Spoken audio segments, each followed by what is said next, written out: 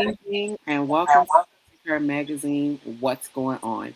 I'm your host, Lachey Young, and tonight I have a very special guest, Dr. Michelle Vaughn. How are you doing today? Van, yes. I'm sorry about that. Yes. That's How okay. are you doing today? I am amazing. Yeah, you ready That's to my jump? story and I'm sticking to it. That's it. And we're almost there. The week is almost over. The week is I almost know. over. It's Yeah, crazy. It seems like it just started. it does. It does. All right, I'm going to jump into these questions so that people can get to know who you are. For Okay. those who may be meeting you for the first time, who are you beyond your titles, and what drives the work you do every day? Who am I beyond my title? Well, I'm a mom. I am a pastor's wife. I am a community activist. Mhm. I am a speaker. And probably just that girl around the corner. I love it. I love it. I love it. What drives me? I would say that my family drives me. As I have matriculated through this life, I grew up in a family that was a family of service, Mhm. and I saw us, serving the community through ministry and through the things that we did. We have lots of educators, lots of preachers, and so I think I was always driven and always drawn to that ministry teacher helper sort of Yeah, space. yeah. Now, I'm glad you said that. For you spent over 30 years in education and ministry. What was the moment you realized your work needed to expand into health, coaching, and mental illness? So, um, teaching teaching public school. So I taught middle school, Okay. and around 2015, I kind of hit the wall. Hmm. There were a couple of times before that, but this was kind of my last hit the wall. And I was teaching, and I just went on this journey of really just starting to discover, like, hey, where am I? What am I doing? Is this really all? And how it really started was we were coming back from Christmas break. I was I had prepared this beautiful lesson. We're going to talk about what we were going to do. They were going to make some vision boards, and they were just doing all this stuff. So we were watching this video, and we were talking about their plans and what they wanted to be. And I had this boy, and he was really smart, but he slept every day because it was first hour, and he raised his hand. And generally, when he raised his hand, it was about to be trouble. So he raises his hand. I'm thinking, crap, everybody got time for this morning. Like, I'm on a roll. He raised his hand, and he was like, so what you gonna do with your life? Little boy, what you talking about? Right. He was like, so is this all you supposed to do? You just supposed to be here with us little snotty-nosed kids? Is that what you're supposed to do with your whole entire life? I was like, little boy, my name is on the door. I got degrees. What are you talking about? Yeah. But I couldn't shake it. I could not shake that conversation. And so all day I was thinking, is this really all I'm supposed to be doing? Am I supposed to be doing something else? How else can I be effective in the world? And that really started me on this trajectory of really looking at what was I supposed to be doing and how was I supposed to serve the world. And so probably 2 years after that was when I resigned and really started working, more in my next season of calling. Yeah. Yeah. Mm-hmm. Okay. So a lot of women are operating in survival mode right now. Mm-hmm. How do you personally define the difference between surviving and truly living in wellness? Yeah, I think the first thing I always ask women to do is to take a breath. Hmm. And if that feels unfamiliar to you, you've been in survival mode. Because here's the thing, in survival mode, most of the time, we are holding our breath Hmm. and we don't even realize that we're not breathing. And then the next thing is, when was the last time you had a really good full night of sleep and you woke up refreshed the next morning? If you wake up and you're just as tired as when you went to bed, you're in survival mode. Hmm. Okay. That's deep. That's really simple things, but Yeah. that's really deep. But So I mean, I think sometimes we want it to be this real complex thing. And yeah. realistically, if I'm not breathing and I'm not sleeping, which are the two main things that we need to renew our bodies. If I'm not doing those two things, then everything else is superficial anyway. Yeah, but I wouldn't even have thought about it just being just so simple. Because even when you said take a breath, I literally was like, okay, let me take it. It's a refreshing feeling that you don't even realize. Right. And Yeah. and I don't think that we realize how many times we hold our breath. And here's where I really got to understand that. So my first child was a boy. He was 9 pounds, 21 and a half inches long. So he was literally 3 months old when he was born. And I did not realize until they pulled him out how much space he was taking up. And they pulled him out, and I was like, oh my God, I can breathe again. That's often how we are living our lives. We are functioning, we're doing all of the things, but we are holding our breath, and we don't really realize it. Yeah. And that tension, the stress, the worry, all of those things are held inside of our bodies. And then we can't figure out why we've got an ulcer or why we've got a headache or why we've got all of these things that we have. But they're related to the stress because we're not breathing and we're not sleeping well. That makes sense. That makes sense. I'm going to Mm-hmm. be thinking about that. It's going to stay in my mind. It is. It is. Because, I mean, simple things. It's just Mm-hmm. like I literally keep catching myself breathing. Mm-hmm. You work with high capacity women, caregivers, leaders. What are the most common signs you see when someone is on the edge of burnout but hasn't admitted it yet? They're usually really snappy. They usually are, they've got snappy responses. They are snarky. They are coming back with things, and they don't even realize it.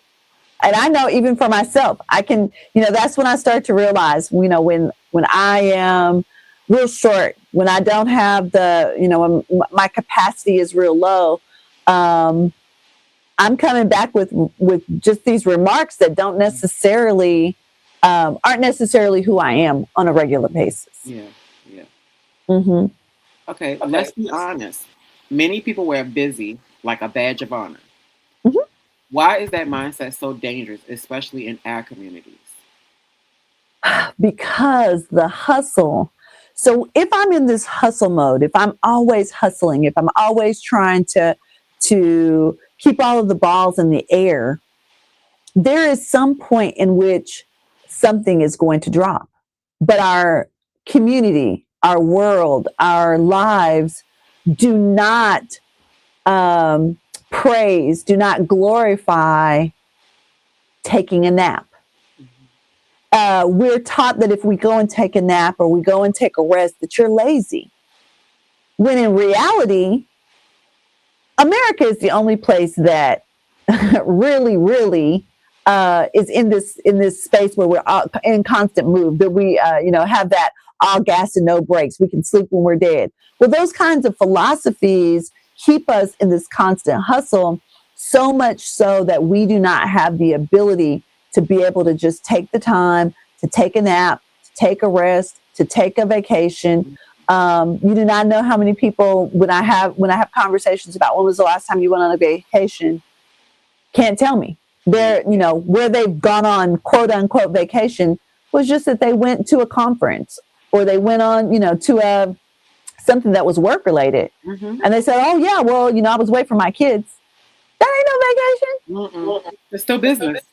Yes, you still had places to go. You still had a schedule. You still had stuff to do. You still had obligations. You still had to come back and tell them what you went and learned. So that was no vacation.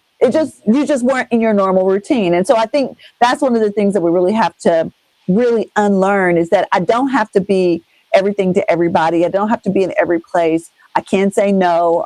No is a complete sentence. It's okay. I have been talking about that recently. No, it's a complete sentence. It is. It really is. You don't even have to give an explanation. Yeah. Yeah. You talk about a whole life equilibrium. What does that Mm. actually look like in real life? Not theory, but day to day. So what I say about whole life equilibrium is we like to talk about balance, but I don't believe that there is truly balance because some days I may give 80% of my time to my business and 20% to my family. And then there's sometimes when it's just the reverse. And there's 80% that needs to go to my family, and there's only 20% that is going to my business. Or it may be any combination of that. And so I think what we have to look at is that, what am I giving to this day? And what do I have to give to this day? And whatever I can do, whether that's, I've got this list and it's 20 things long and I got 10 of them done. Mm-hmm. Well, I can't beat myself up because the other 10 didn't get done. I just put them at the top of the list for the next day. I like that. But often we are in this space where, I'll hear, people, especially entrepreneurs, that'll say, oh, I was up till 2 or 3 o'clock in the morning and then I got back up at 5. Why? You are not your best, and you cannot do your best functioning because you're sleepy. Yeah. You are tired. So take a nap, take a rest, do what you need to do, and then get up with a fresh mind and a fresh set of eyes, because some of those things that you need to do, you might be able to find, a much easier, much more clear way to do it if you've had good rest and you've had, a good meal, and you've had, that opportunity to get some good water into your system and, be hydrated. So I think, when I'm talking about equilibrium, that's literally what I'm talking about. I don't think that this, we've got to get past this hustle, I got to do it, that constant pushing. I mean, I think for me, this really kind of came up during COVID. I was, kind of in some of those groups where they were saying, if you don't come out of COVID with a book and a class and a this and a that, and blah, blah, blah, blah. And I was like, I don't really think this is to slow us down. This is to reorient us. This is to really make us think differently. And I think because we did not understand that and we didn't get the message from COVID, it may not be COVID, but we're going back into something else because we didn't get the message. Yeah. And when you don't learn when you don't get the answer from the test, then you have to go through the test again. Yep, until you pass it. Mm-hmm. Yeah, I get that. From your perspective, what role do generational patterns play in how we handle stress, health, and even rest? That's a good question. So again, when we think about rest, how many times are you just lazy? Get up and go do something. Yeah, you got to be doing something all the time. Yeah. If we think about it, those older people, they wanted you to be busy because they felt like an idle mind is the devil's workshop. Now, don't get me wrong. There is some level in which when you just sitting around doing nothing, you do think it's some dumb stuff to do. Yeah. I give them that.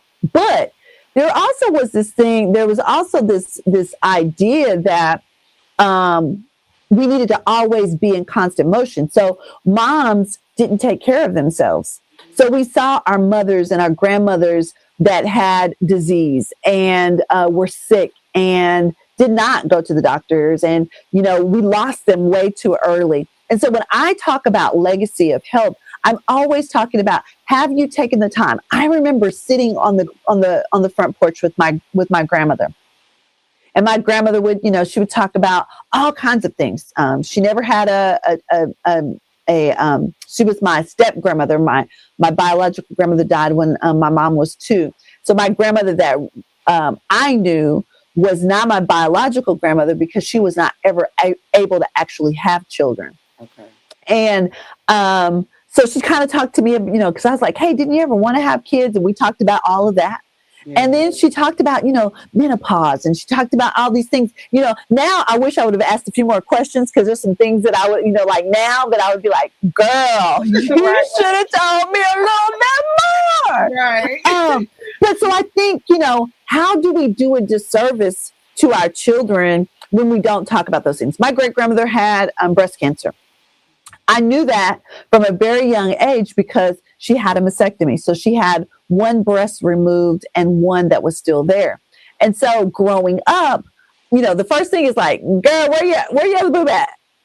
And so she talked about, the fact that she had this mastectomy and that she, this is what happened and, all of those things. So I kind of always knew that there was this piece of breast cancer that was out there. And then as, things had gone on, as I got a little bit older, because, nursing was kind of always in the back of my mind, there were always these health things that kind of popped up. One thing that I realized is that we don't have the conversations. Yeah. So You may have an auntie, a grandma, all of these people in your family that have these things, but you don't know. And they died, and they just died. No, they didn't just die. There was something. And what do we need to know so that we can eat better, so that we can ask better questions to our doctors, so that maybe in our family we don't need to take this certain medication because these are the things that happen to us because our DNA is a little bit different. My uncle, my mother's brother, died from a disease that you don't really see in Black people. And so there were some things that, he had to go all the way to the Mayo Clinic to even be diagnosed. And so when we started looking at it, we don't know what's in our DNA. Yeah, you don't. Yeah. And so there are things that come up in us, and, they'll say, oh, I had a girlfriend, she had a heart attack in her 40s. But for years prior to that actual last heart attack that almost killed her, she had several things that had happened, and she kept, oh, you're too young. Oh, you're too young. How are we having these conversations with our families? How are we making them prepared? And how do we advocate, hey, no, I may not necessarily be this demographic that you're looking for, but these sorts of things can be a part of, my life. It can be part of my DNA because you look at my Black skin, but you don't know what's in me. Yeah, true. And we don't always know. Yeah, I like that statement. What's one practical shift someone could make this week to start moving out of chronic stress? Take a walk. I worked on a college campus for a little while. I had, and it was very highly stressful. And so one of the things that I would do is I always went to find water. I'm a water girl. And so I would always, get too hot in my office, baby, I am going to walk around the lake. I'm gonna walk around that lake. I'm gonna, look at the geese. I'm gonna listen to some Brene Brown or somebody in my ears while I'm walking, and I'm gonna walk it out. So, getting a good walk can definitely change our stress levels. Again, going back to something as simple as, am I breathing? Yeah. Am I getting some good water in my system? Am I hydrated? And it doesn't necessarily have to be water. It could be, Gatorade or whatever. But, and a real simple one, where's my hormones at? Because, baby, if your hormones are off, everything's off.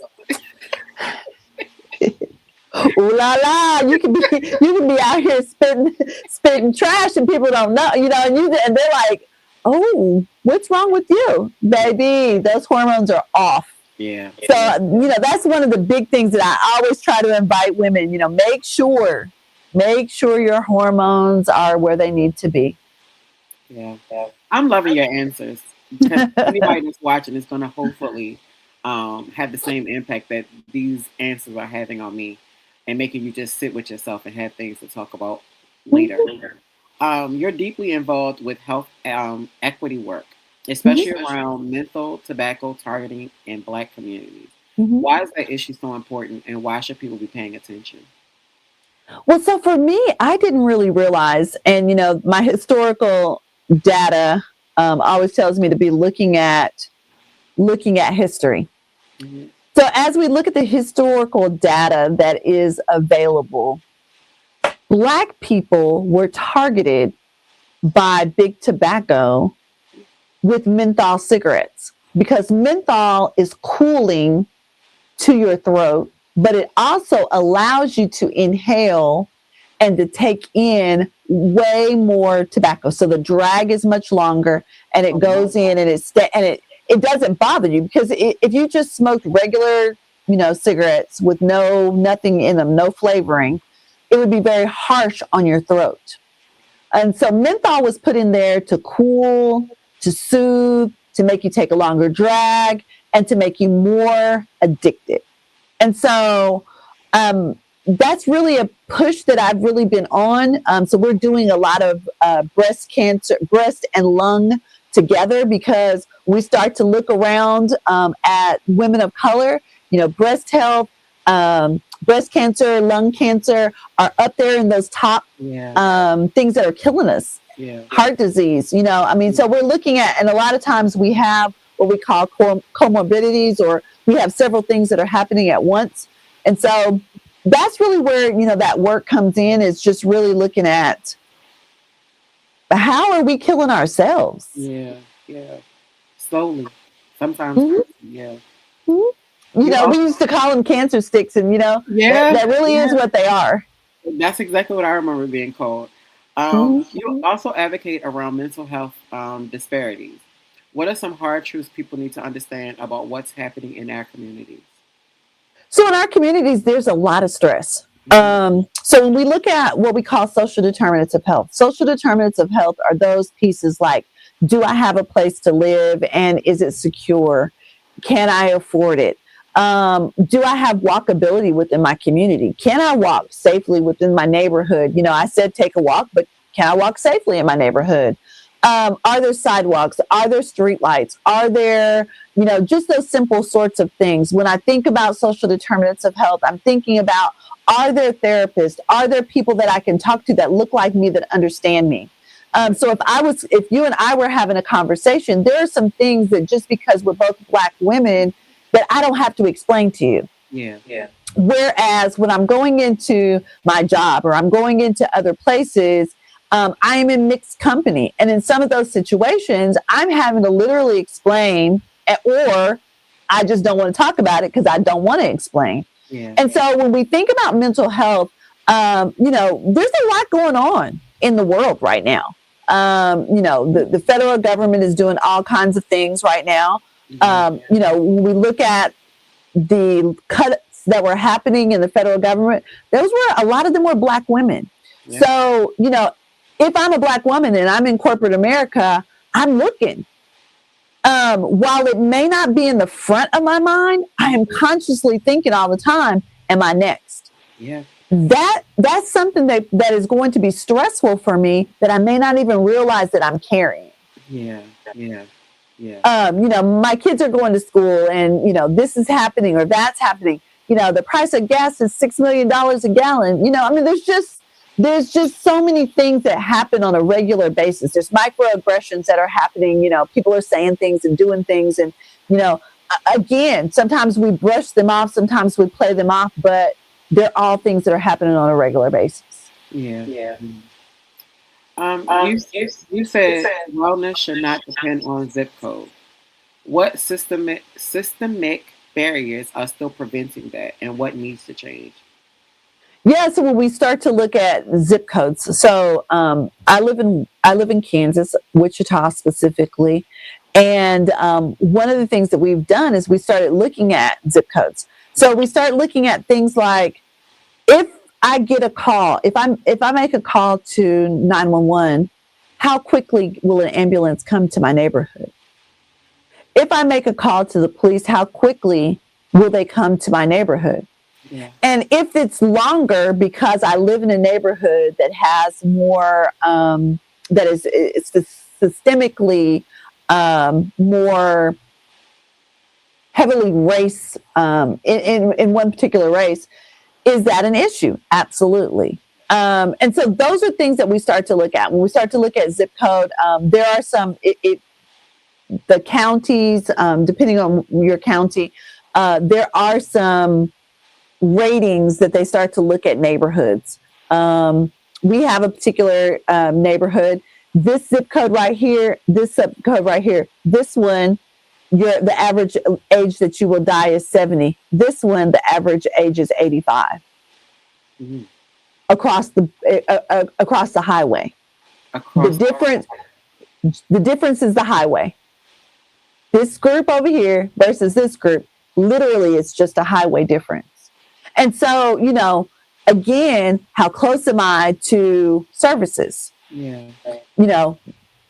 Is there a grocery store in my neighborhood? Or is it just fast food? Is it just, what am I able to get to? Do I have a bus route, or, ways to get around it? Is it a transient neighborhood? All of those things make a difference. Is it, has my neighborhood been poisoned? What does the groundwater look like? What does the air look like? Do I have all of the power poles in my neighborhood? Yeah. All of those things are factors that we don't always think about. Yeah, I remember in my early 30s was the first time I knew that the power lines being so close to homes could definitely make a higher risk in you getting cancer. Yep. Yeah. Mm-hmm. For those who are watching who feel overwhelmed by these issues, what does advocacy look like on a personal level? So advocacy on a personal level looks like you finding out what and where you should serve. So I look at I'm an advocate on the American Heart Association. I'm always looking out for ways in which I can go and speak to a legislator. Or I can write a letter. There's a thing called the 5 Calls app. It's something that's free. It's something that everybody can do. It's every bill, every legislation that is coming up comes onto the app, and it tells you exactly who to call. When you think about advocacy, it's low-hanging fruit to just shoot a message or make a call to your legislator to say, hey, don't vote for this or do vote for this. I think all legislation is local. So what are you doing in your local area? Are you going to your school boards? Are you going to your county commission meetings? Are you activated in your church or synagogue or wherever you attend? So those things, when we think about advocacy, it's not necessarily that it has to be some real big thing. It's that I have to speak up when the person is throwing all of the trash in the yard. Yeah. Who do I call? Do I know who to call? Do I know, who to turn that into so that my neighborhood is clean? We do a neighborhood cleanup around our church. And my husband, generally, for whatever reason, ends up being the person that runs it. And he said, they were cleaning up around the house. There was, 4 guys that were sitting on this porch. And he's, him and 2 older ladies were cleaning up this area. And there was a dead dog that was just on the side of the house. And he was like, literally, y'all just going to let this dog be out here? Y'all not going to do nothing about it? Y'all not going to help? Y'all see these, these older ladies trying to help.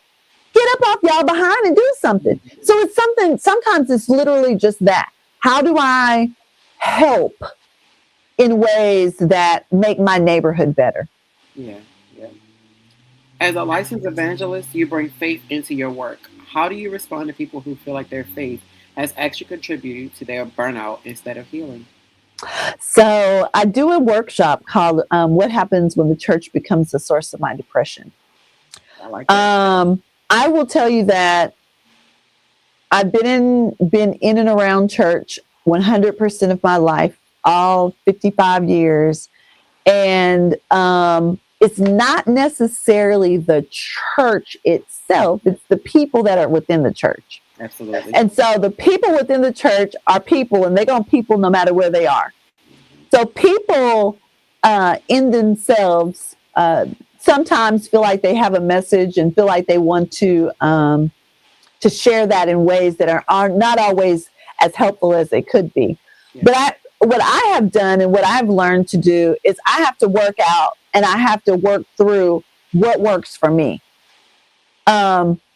What works for me may not work for you. And so, I'm not the traditional pastor's wife. I'm not the tradition, we don't do the traditional things because we've realized that the institution of church can sometimes be more harmful than it is good. Yeah. And so, it really is about having a personal relationship with God. It's also having a personal relationship with those people that you worship with to be able to say, this is not working for me.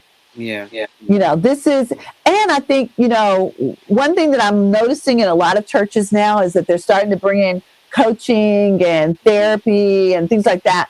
I know for us, we make it a point to have the conversations about, eating well and where's your mental health? And I mean, because I think those were always things that were kind of taboo. We didn't talk about mental health. We just believed, just pray about it. If you have enough faith, it'll go away. Well, no, it didn't. Right. Just like you prayed about it and your diabetes didn't go away. Yeah. Yeah. So I think we have to look at mental health, and we have to look at, just like we would if it was a physical ailment. No, you can't see it, but it's just as real as, the diabetes that you have or the heart disease that you have. It's the same thing. It's just my brain, Yeah. which is a part of my body, Yeah. just is having an issue. And so I need to be able to know that when I come and have a conversation, and I think, from the church perspective, people need to know that whatever they come and say, it's safe. Yeah. It shouldn't be the topic of the message. Yeah. Now, don't get me wrong. Sometimes God will bring will prompt the man or woman of God to speak something, and it is right down your lane, Yeah. and that's legit. But don't get up there and purposely try to preach my stuff and try to rebuke me over the pulpit when you could literally call me into the office and we have a conversation. Yeah. And so I think that's where it gets messy sometimes. Yeah.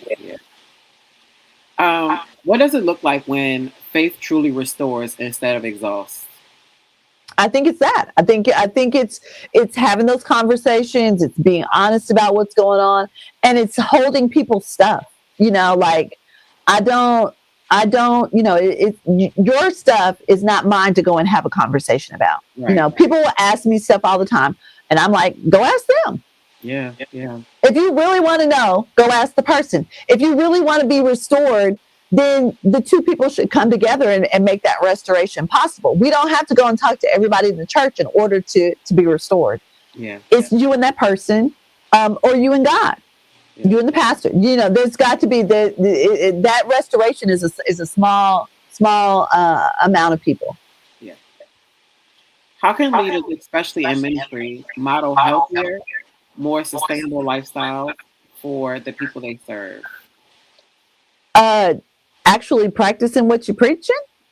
That's I real. mean, I think again, we have in May, No Menthol Sunday is coming up on May 17th, and so we're going out. We're having some things during our service, but I'm also going to some other churches to have some conversations about what does it look like to live a healthy lifestyle. What does it look like? So things have to be preached from the pulpit. They're Mhm. looking, congregants are looking at us to set those examples. And so that has to be the thing that's there. So how do we make sure that what we're advocating for is healthy lifestyles? And we have to practice what we're telling people that we want them to do. And so we talk about, the fact that, hey, yeah, I was eating too many donuts, I need to lay off that. And this is what I'm doing. I talk about my struggle in menopause, and there's other people that are like, girl, me too. Right. So it's all of those things. When I've had times when I've struggled with mental health, and people knew. I would have people call, or there were times when no one knew, and you're just struggling in your own self. And so I think it's all of those things. Leaders have to have somebody to confide in, but it can't be their church members. Right. So it's finding that good outlet. Okay. Now, you have an event coming up. You're a part of the upcoming My Mind is My Business 2026 conference happening in Houston, Texas. What made you say yes to being part of this experience? So I have been a part of My Mind is My Business since it started. It started during COVID, and Lakeisha and I met online, I believe, and because it was during COVID. And so we just started, I was doing some things with mental health. She was doing some things with mental health. And so we just were like, hey, as we began to work, she asked me to be a part of the conference, and we've just been going ever since. And so every year I've been a part of it. And this year we're doing some panels and some different events, but it's just an amazing opportunity to come together with some sister girls, have a weekend to really just be able to pour out of ourselves to others, but also have other people pour into us. So it's a real good opportunity to have an exchange and not just be emptied out. Okay, I like that. What's the actual date for the conference? It's that weekend of Memorial Weekend. So it's Okay, so that the Friday, 22nd, Saturday. Mm-hmm. the 24th, 3rd, 4th, 4th. Yeah, Okay, 20. yep. This year's theme is the soft reset. What does that concept mean to you personally and professionally? Yeah. So when you think about a reset, it's always interesting because I'm from the Atari era. And Oh, so that's there's not just that piece in which, you would hit that button. mhm. Reset was to start it over. Yeah, And so, when we're thinking about this area, when we're thinking about this season, there's a lot going on. And so, how do we just take the time to push reset? It doesn't have to be loud. It doesn't have to be brass. It doesn't have to be showy. It literally is just how do we hit that button that says, you know what, I want to start again. yeah, And sometimes, again, it's something as simple as, am I breathing? yeah, Am I taking the time to take care of me? Did I just, get in a nice tub and, you know, shut the world off and take some me time? yeah. What will you be specifically speaking on and bringing to the audience at the event this year? So I'm on a panel this year. And so I'm not, I'll be, doing what I'm doing right now is just kind of filling in and answering questions. So Okay, this year I'm not doing a specific topic talk. okay, okay.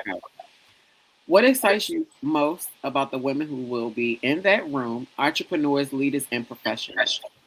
I think what excites me the most is that it's always an opportunity to get to know and interact with people that maybe I haven't met with before.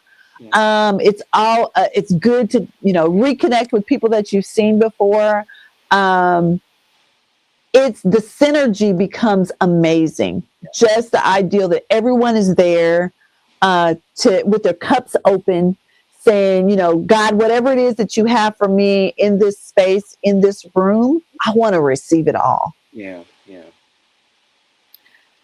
For someone who knows they're burned out but still hesitant to pause, why is attending something like this not optional but necessary? It's necessary because sometimes we don't see the spinach in our own teeth. Hmm. And so sometimes when we get into these spaces and there's not, other people around, our families are not there, where we can just kind of let our hair down, we get to realize that, hey, maybe I'm not all together like I thought I Yeah, was. yeah, And it's an opportunity for someone to hug you, to pour into you, to just, to pull you aside and say, hey, girl, I see you. yeah. And how can I help you? And that's an amazing thing. I have a mentor for real estate, and she stood up in class and was like, "I'm here for Lachey," and that blew me away Mm-hmm. because it was like, okay, you want like the it blew me away. Hmm. Mm-hmm. um, while we're in our closing, if you could leave every woman watching with one truth about her health, her mind, and her life, what would it be? Your health is your legacy. As you grow and as you develop, um, it is the one thing that you don't get a redo on. Yeah, If you mess it up, if you don't do right by your body, you only get one. yeah, And so I admonish you, every woman, take care of yourself. Take the time to get to know, when there's something wrong with your body, when you're off, when you may not be able to put a name to it, but if there's something off. And if you're going to the doctor and they're, ignoring you and saying, oh, you're just, oh, yeah, that's just getting old. No, sis, that's not. Find another doctor. yeah, Get your screenings. Make sure you know your numbers. Those are so important. If you know your baselines and you know where you're supposed to be, when those are off, it's yeah. much easier for you to determine that. And so that's really where I'm at. Always making sure that you know those numbers. Take somebody with you. If you're going to the doctor, take somebody with you. Let them record because you will not remember what's being said. So I think those are always things that are important. Okay, in our closing, I want to first thank you for coming on. I really loved your the conversation. I have a few takeaways that are going to be in my mind. Quite sure, even just simply is breathing, and making sure I'm reminding of it. But how can everyone that is viewing this now and will view this in the future could follow you, um, attend the conference, and anything that I may not have covered that you will want anyone to know in this moment? Oh, the sound went out. No sound. Yeah, your sound went out. Nope, it's gone.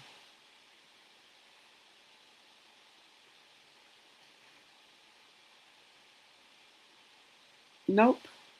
That is so crazy. Everything was going just fine.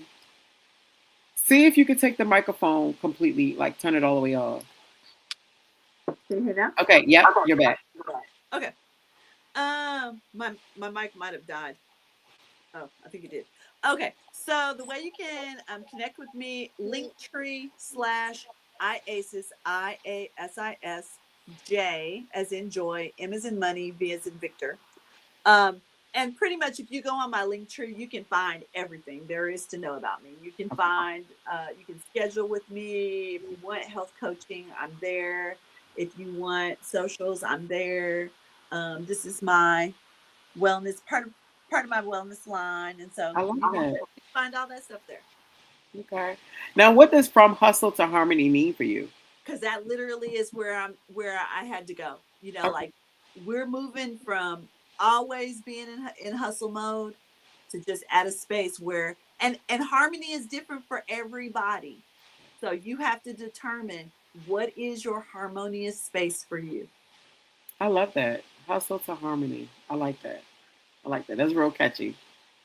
Yeah. And, So, my mind is my business is it has its own site. So if you just Google my mind is my business, there it pretty much every social you can find the conference.